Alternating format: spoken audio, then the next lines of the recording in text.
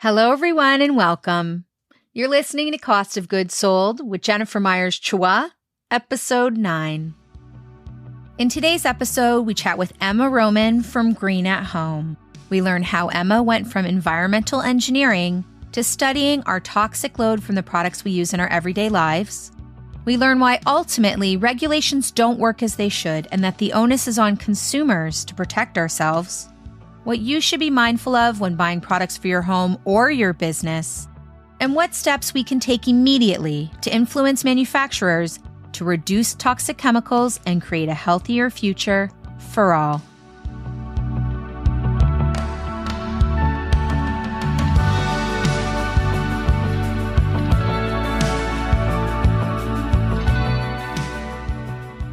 This is Cost of Goods Sold, a podcast about why the products that make a difference are made. I'm your host, Jennifer Myers-Chua, and I believe you can use your business or purchasing choices to cause a change you'd like to see in the world. Join me for conversations with intentional entrepreneurs, thoughtful designers, and responsible creators and curators building for-profit companies that create positive social and environmental change.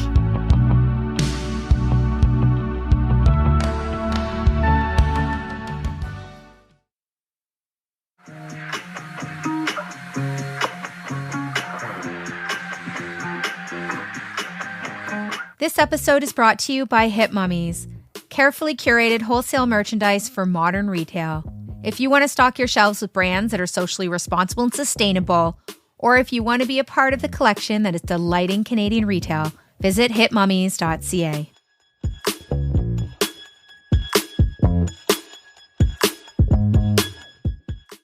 Looking back at the last year, chances are that you'll remember things like the hoarding of antibacterial wipes and hand sanitizer, and likely spending more time at home. I've been looking back at all of the things that have changed in my life and what's changed in the world around us and what the impact of all of this is. Mostly I'm feeling hopeful.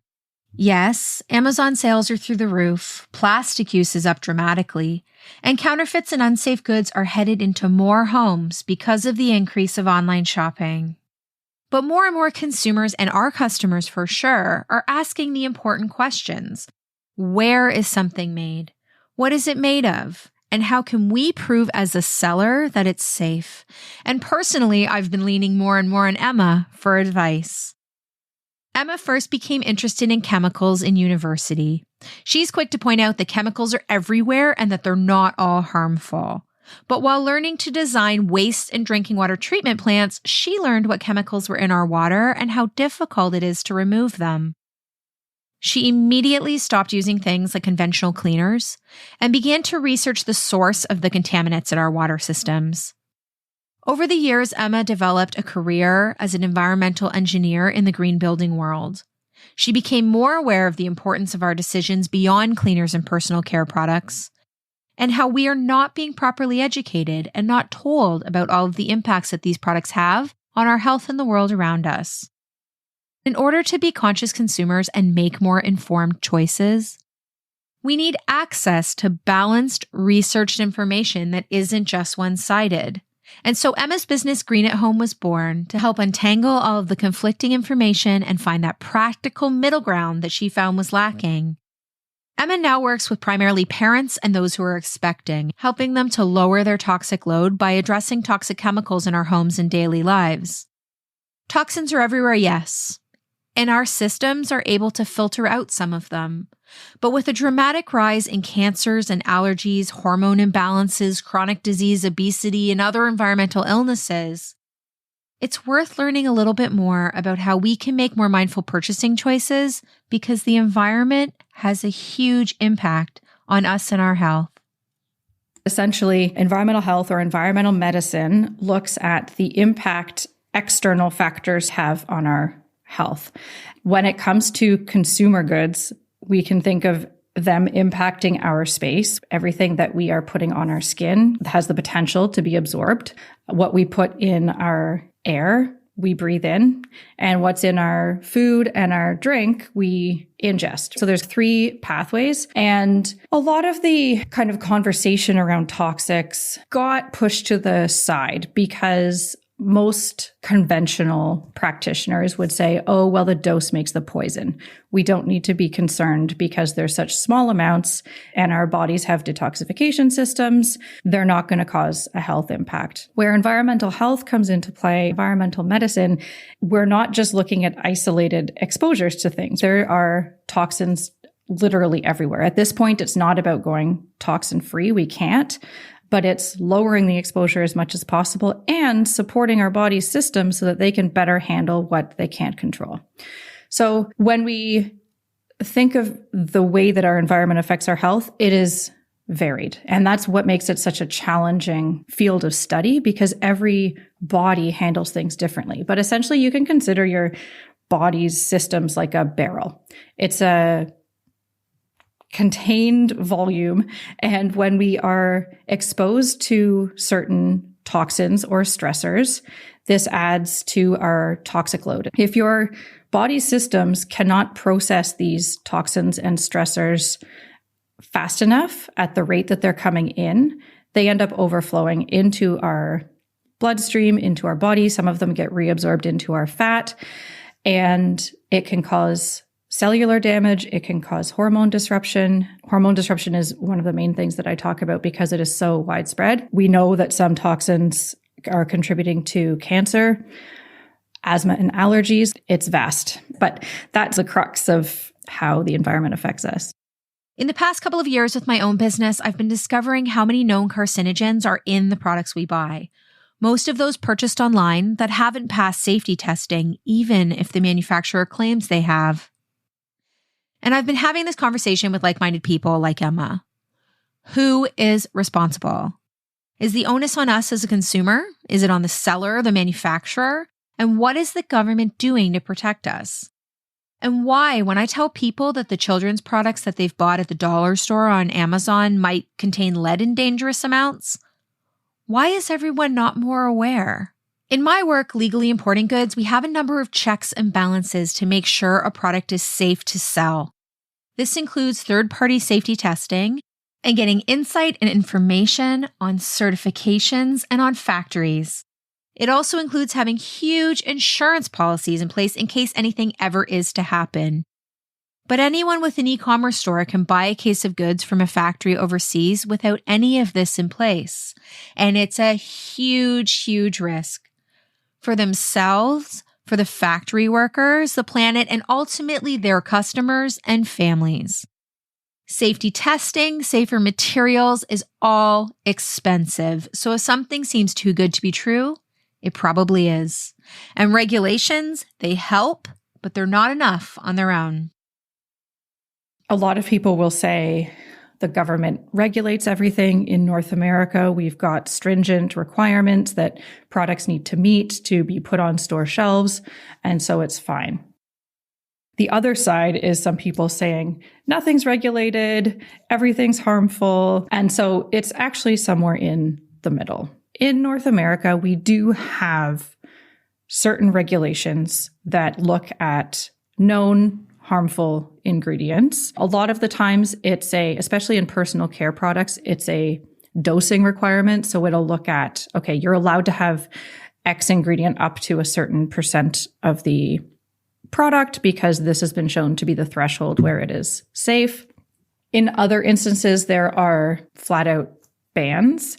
But the problem with both of these is that it's not like we have thousands of enforcement officers who are testing every product ever made to make sure that it's within the regulated limits. And so even though we do have some regulations, they often don't go far enough when looking at, again, back to the environmental health picture and understanding the impact that cumulative exposures have on our bodies. Often the regulations are looking at substances in isolation. So it doesn't necessarily take into account our full toxic load. And they are relying on manufacturers to demonstrate that they're meeting and not obviously violating regulations.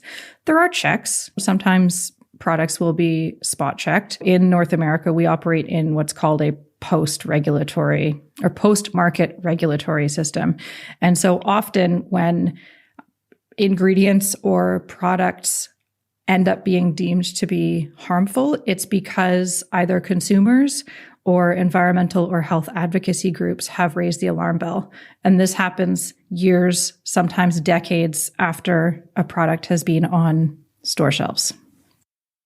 As a distributor, it is part of our duty, really, part of our responsibility to view these third-party safety testing reports, and in our case, hold our manufacturing partners accountable for safety. But I know a lot of people don't necessarily do that. They just import on their own, or they import without seeing these reports or paying for these reports if they're importing direct from a factory.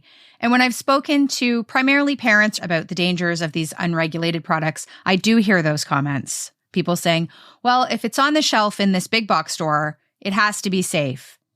And it concerns me that these regulations in North America are allowing toxic goods to get onto our shelves, but I understand how difficult that is.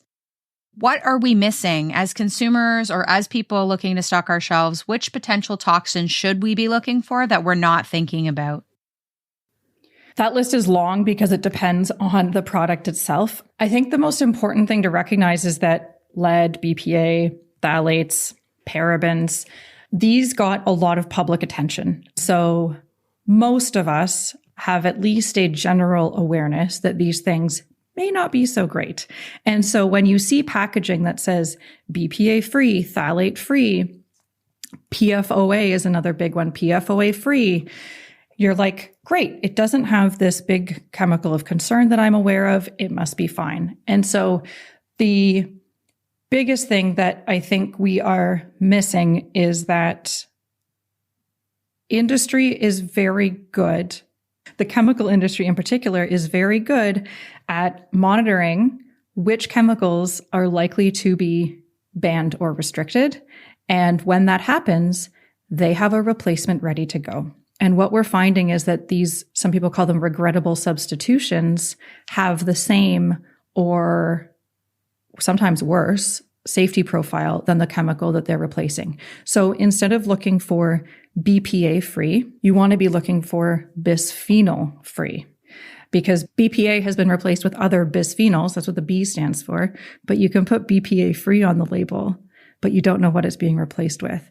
And so as soon as we see those something free, I think it's our responsibility, whether you are sourcing a product or component or whether you are buying one, is to ask what is being used instead. Because that regrettable substitution process has us in this regulatory whack-a-mole with chemicals constantly being introduced to market before they've been fully tested. So I would say that is what is most concerning right now. When I speak about conscious consumerism, this is one of the things that we talk about most often, which is feel free to reach out to the manufacturer of a product to get some more information. And if they don't have that information for you, then that's likely, very likely, a red flag that you should be purchasing something else. Earlier, you mentioned BPA free is on a lot of packaging. And we've noticed this too with like counterfeits and goods that are just not so thoughtfully created, is that a lot of the time this verbiage will just be copied as well and placed on the packaging regardless of what the product contains. Why is it important that we're mindful about where we shop as well? When BPA became banned from baby bottles and phthalates became restricted from baby products, testing was done to see if this had impacted how products were being made. And it was shown that products with that BPA-free label and phthalate-free label still contained these chemicals. I think it is really important to understand who is selling the products that we are buying and what their track record is. And so a lot of the tests that have been done showing that products have excess levels of toxins like lead in particular are coming from overseas. Often they're made in China where the regulations are not as strict and they are making products as cheaply as possible because that's what the manufacturer is wanting to do. A lot of companies are just, they want to maximize profits at all costs. And I think we need to change the way that we are defining business. And look, I'm a business owner too. I get it that we need to reduce expenses so that we can make money doing the things that we're doing.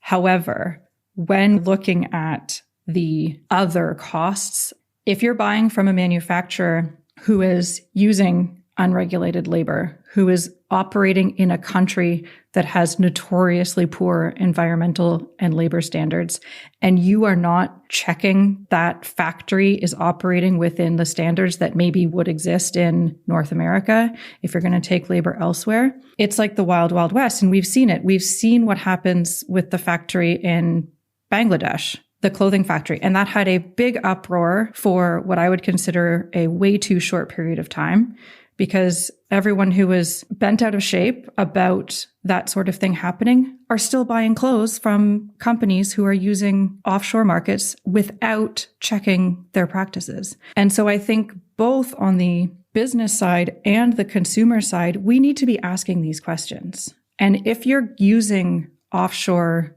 labor and factories to make your products, there are a lot of brands that are doing this, but they have full oversight into the labor being used, the materials. They do their own testing. It's possible. I like to support locally made products as much as possible. I get that it's not possible for all brands to do it, but there are ways to work in other countries, but still adopt better standards. But if you don't ask, then I think, unfortunately, we're at the point where we need to assume that companies are operating at the lowest common denominator. The Rana factory collapse is a very good example of this, really, because when I do mention that to just friends or whatnot, a lot of people don't know that happened. And a lot of people don't know that the brands that were paying these employees to work in this factory or paying these contractors to work in this factory in these deplorable conditions, really, are brands that all of us have in our homes, especially in Canada. Like some of the very large Canadian brands were part of the factory collapse. And that just makes me think, if we're concerned about removing this product from our home because potentially it's toxic, just with toxic load in small amounts, what about the people that are manufacturing? Like, what are the people in there who are actually stirring these chemicals all day long? What kind of impact does that have on their health overseas? That is one of my biggest pet peeves when people say, oh, come on, don't worry about it. It's just a small amount.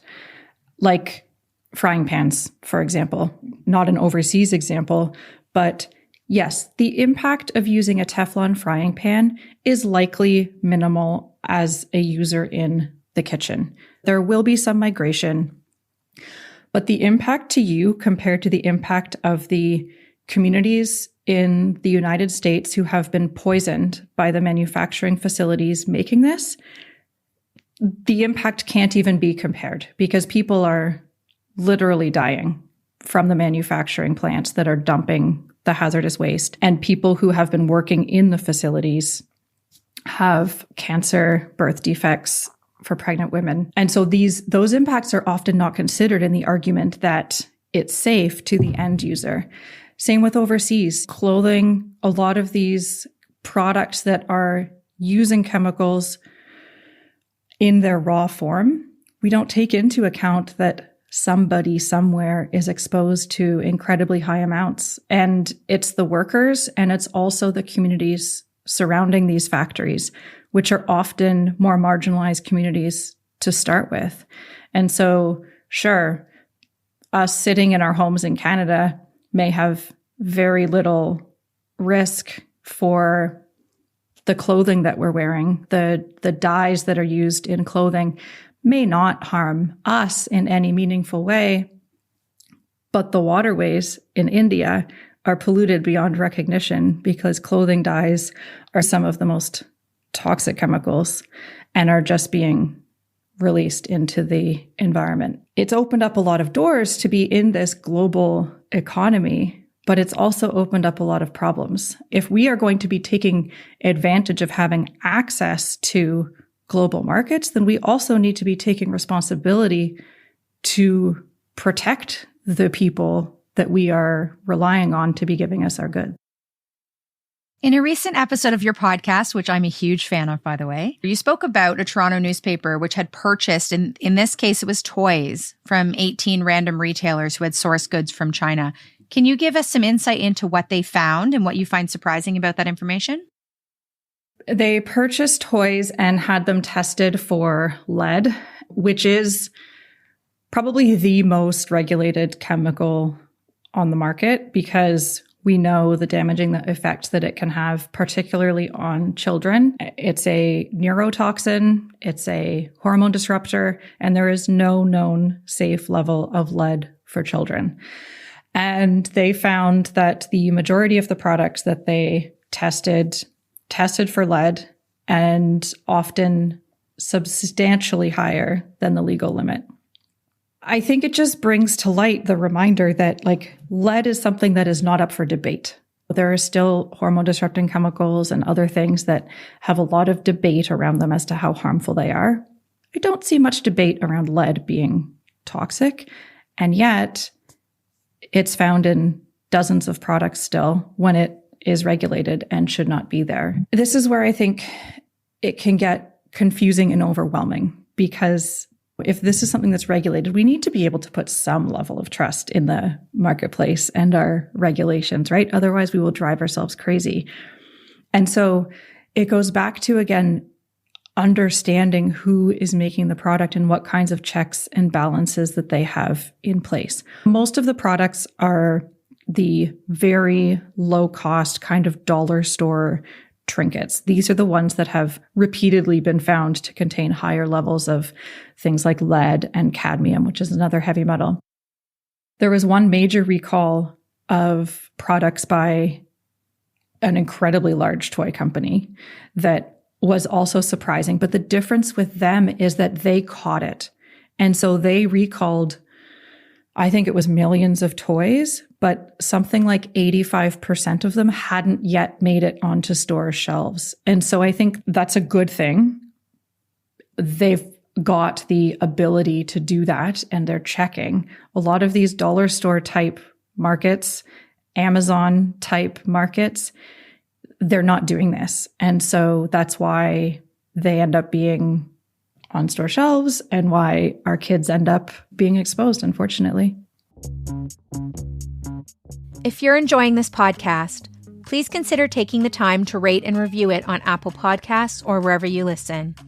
It helps us spread the word about the project and about brands that are truly making a difference. On to the show. Why are the manufacturers using lead? Do they not have an alternative if we all know collectively that lead is so damaging? It's cheap. It's often found in paints. In one article I was reading, they interviewed some workers at a factory in China, and they do have alternatives. They make that alternative available. But if the company is saying, we don't want to spend more than X amount, and the only way to do that is to use lead, then that's what they will make. And they'll kind of turn a blind eye to the regulations. And so at the end of the day, it comes down to money. So if I'm sitting here in Canada and I've decided that I want to set up an online store, or I want to sell something on Amazon, or I want to sell something on Facebook Marketplace or at a pop-up, and I've gone to legitimate importers, distribution companies, or manufacturing partners of people whose brands I admire. And then I've gone on to Alibaba or AliExpress and I see that I can buy a case of something that looks essentially the same for much, much cheaper, and I get a much bigger margin. I mean, these margins are substantial when compared to buying a product from a legitimate manufacturer. Oftentimes, these e-commerce shops are ordering goods without seeing the products, without visiting the factory, running safety tests on their own. Based on your research, what do you think they're actually buying? I've learned a lot about counterfeiting from you, and the reality is you don't know what you're getting. It could be perfectly fine. Chances are, if the price is too good to be true, there's a reason. And this is where I think you have to be very mindful before just popping up links. It is so easy to set up an online shop now and have, even if it's just affiliate links through Amazon or other third-party platforms. And it's why the shop page on my website, I actually went to great lengths to use non-Amazon links. It would have been way easier, and I probably would be making more money if I had just done that. But it goes against my mission. And so I think you need to really think carefully about what the mark is that you want to make in the world. And before selling products, I think you need to do your due diligence and ask the questions. And don't just assume that because something is cheap, it's because somebody else got a good deal. I don't think that you can assume that something is cheap without somebody else paying the cost. But what if a product is labeled FDA approved? This is something I hear all the time. But it says FDA approved. As a consumer or as someone who's stocking my shelves, what should I look for in terms of labeling? FDA approved, I mean, if it's actually FDA approved and not a counterfeit that's just slapping the stamp on the label, it's fine. It usually means that the product is tested more for physical safety than toxic ingredients. They do have some requirements like lead and whatnot, but I would say that is a bare minimum. And I don't even know if you can legally sell something that is not FDA approved if it is within that FDA jurisdiction. So it's kind of an obvious no-brainer. And so whatever the product is, if it is a consumable like a personal care product, if it is a baby toy or teether, I think we need to have a better collective understanding of the types of ingredients that are used to make these things.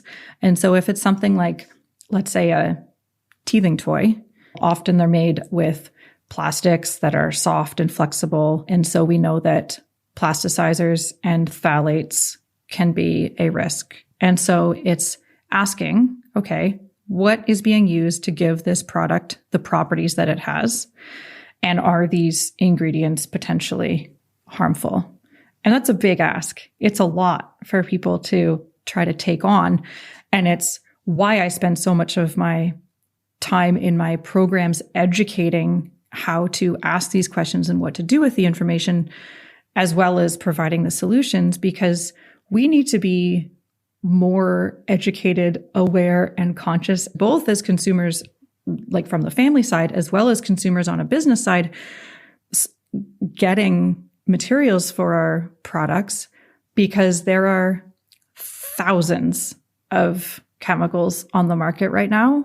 And as we've talked about, they aren't necessarily safe. And so unfortunately, until we get to a place where regulations and industry catch up, it's on the consumer way more than it should be.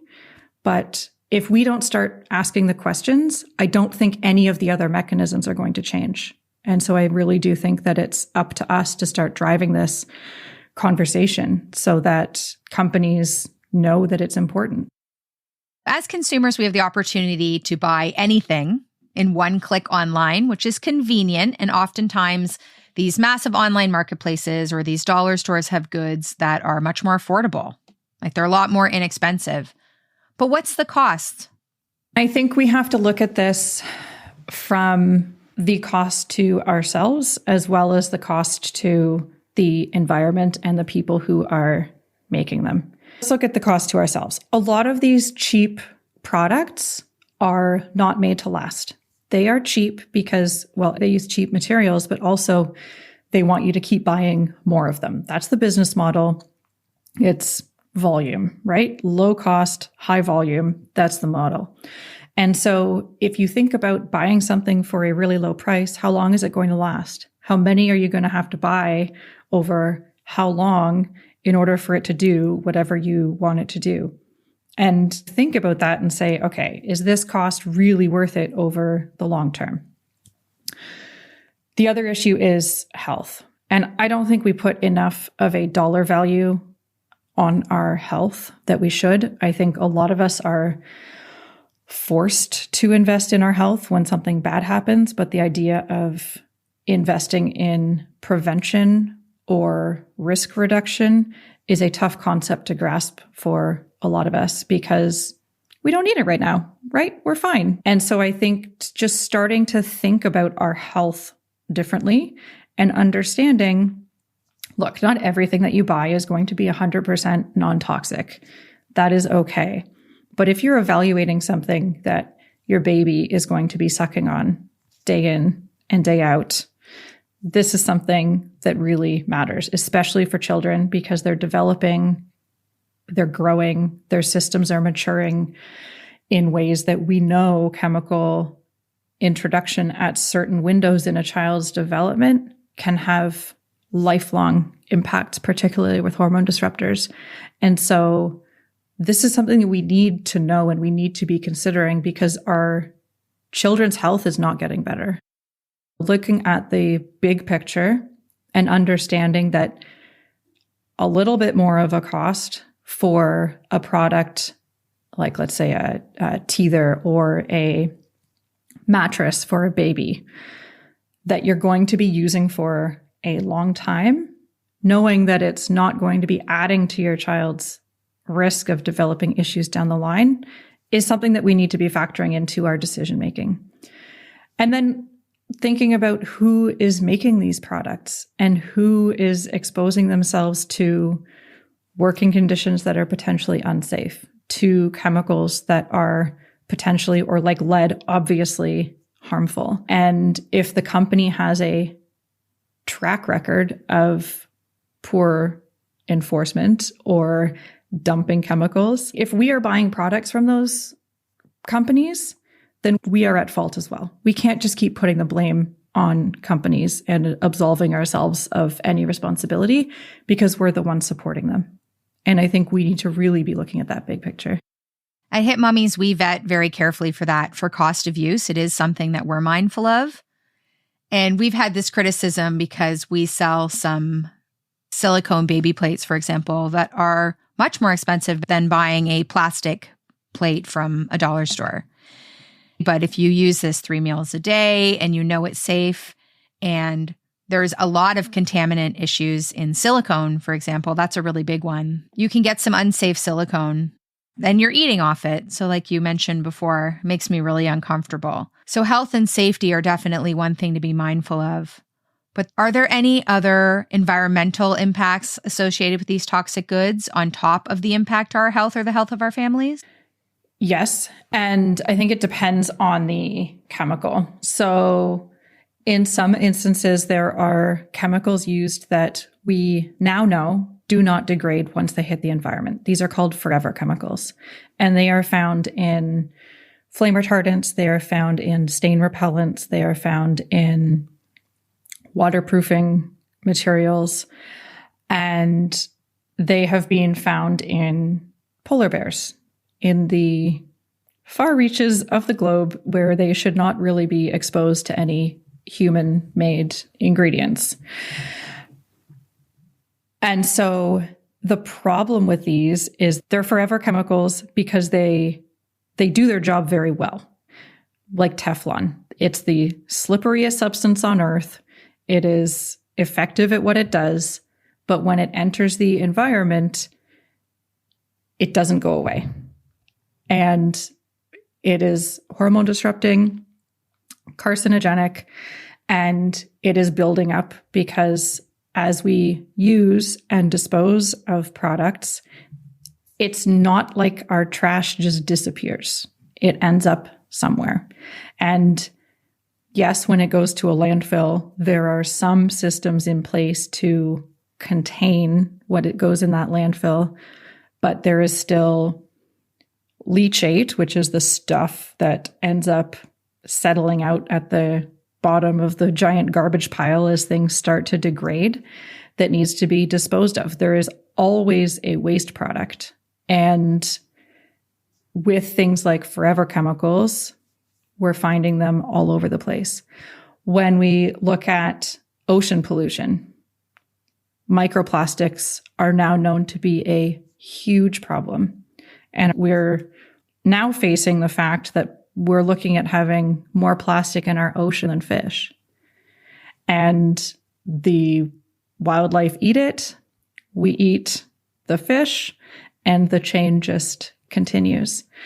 The harm on the environment is sometimes one of the things that makes a clue in that maybe there's going to be a health impact for us as well. But I think when we are making decisions, we easily forget that there's also the environmental impact of things. And my career started as being a burgeoning environmentalist. I wasn't thinking about things from a health perspective. I came at this from a backwards way from a lot of people. But the environment isn't some other extra thing that we can use as a dumping ground. Like, the environment is literally our home.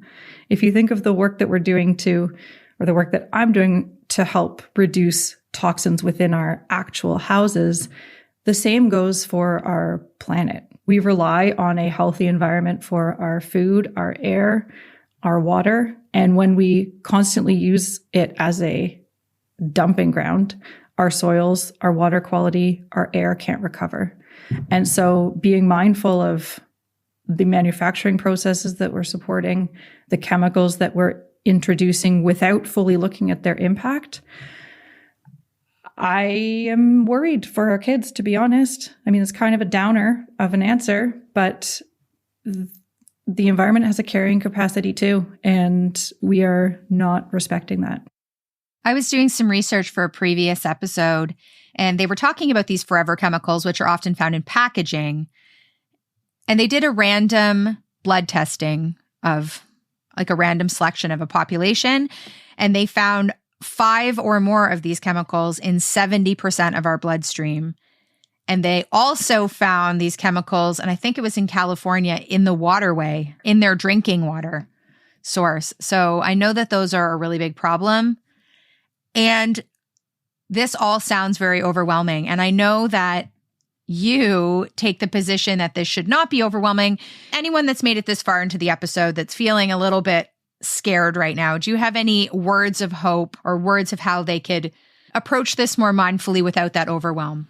There's a fine line between educating, and I'm not about fear-mongering at all, but I think we need to understand how important this issue is, right? And I'm kind of past the point of sugarcoating it or making it seem like, oh, everything's fine, but it would be really nice if because we've gone too far for that to be the case. And so I do hope that you are hearing this with a sense of curiosity and open-mindedness, because I think without being aware, we can't drive change. And one of the quotes that I use in all of my web classes and seminars and presentations is from Dr. Maya Angelou, the quote where she says, "Do the best you can until you know better. And when you know better, do better." And we can't do better if we don't learn. I hope that you're hearing this with a sense of, okay, this is bad, but what can we do? I want to make a difference. Knowing that we as individuals have the power to create positive change is super empowering. And I think recognizing that we can be part of the solution faster than government regulations will change is the first step. And step number 2 is recognizing that every dollar you spend is a vote. And if you want to create a better world for your family, for your kids, you're not going to be voting every single dollar on something that is 100% non-toxic. You're not going to be doing all of this research into every single manufacturer. However, the more that you can, the more that you can ask companies the questions. Hopefully, I've given you some information in this episode to arm you with some of the things to think about.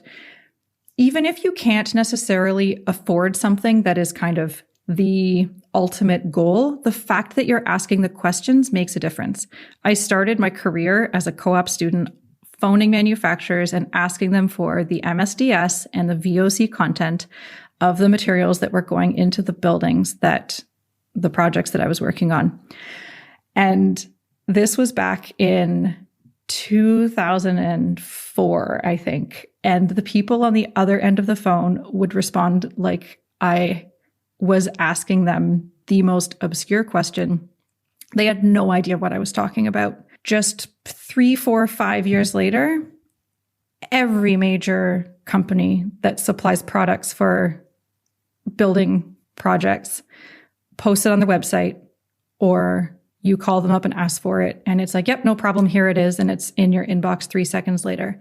So having these conversations works. I have seen it time and time again. I think that is huge. You may not know all of the questions to ask. You might not know how to take in their answers, but the more that we can have this conversation, the more that we will drive change. Taking a step back and looking at our consuming habits overall, we're buying too much.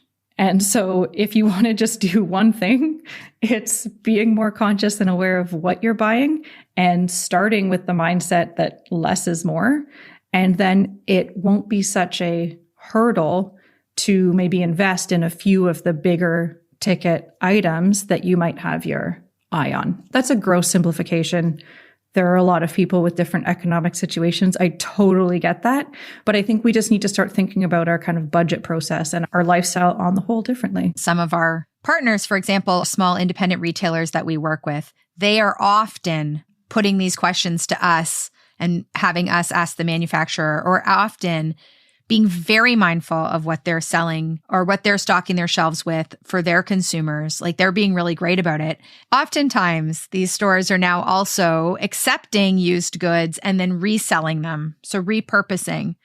So if money is an issue, a lot of these things you can find used too, particularly in children's products. If they have a shorter lifespan in terms of use in your home, you can find these reused. So ultimately, for our safety of our homes and our environments and our health, who is really responsible here? Is it on the consumer? Is it on the importer? Is it on the store that's selling it to you, the manufacturer, the government? Like, ultimately, should be responsible for you and your family's health. I think we are responsible for our family's health. That onus is on us. I think the onus on making goods that don't harm our health should be 100% on the manufacturer. That reality is far from being realized. We all play a role. And I think the more that we start shifting blame to other people, the more that we prolong this process of constantly playing catch up and arguing over whose responsibility it is. Companies are people. We often forget this. Companies aren't this like machine. Some of them act like it, but we're all people. And I think the more that we can look at how the decisions we are making are impacting the bigger picture, the better off we will all be. And I really hope that companies, especially the big ones, step up. Because if they were to change the way that they were operating tomorrow, the world would be a very different place. This is the thing with a lot of certifications, like you never know which ones are legit or which one is not. And B Corp is stringent. And that's the other thing too. That stuff is expensive. And so getting that demonstration, it takes some of the requirement off of the consumer to double check and look into things, because you know that there's a third party who has already done that. And so that is something that you're paying for as well, right? Like, you're going to pay something anyways, whether it's money or time.